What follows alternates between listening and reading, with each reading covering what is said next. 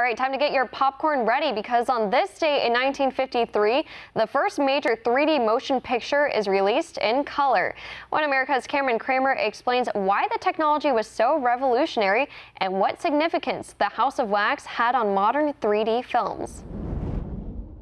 Watching a 3D movie in 2016 just means you'll pay a few extra bucks at the box office. But 63 years ago, it was a different story. April 10, 1953, The House of Wax becomes the first color movie from a major motion picture studio to be released using the three-dimensional film process. And while the horror movie had audiences gasping in fear, the scariest part was happening in the projection room. The 3D filming process involved using two cameras to represent both the right and left eye of the viewer.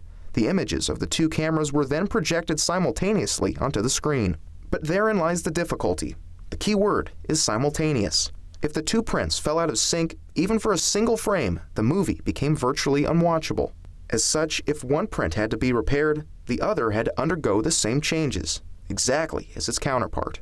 As one could imagine, during the actual showtime, two projectionists were often needed to keep the process running smoothly. Meanwhile, the audience had to watch the movie through stereoscopic glasses that were specially tinted so that moviegoers would see the right and left eye images as they were intended, meaning scenes like these would pop out to viewers who wore the glasses.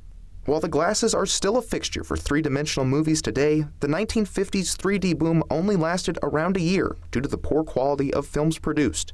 But The House of Wax was the exception.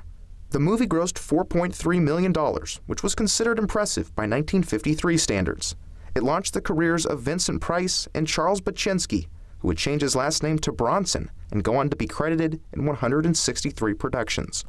But the biggest piece of trivia about The House of Wax was its director. Andre de Toth was blind in one eye, impacting his depth perception and rendering him unable to experience the 3D effects of the movie he made. Cameron Kramer, One America News.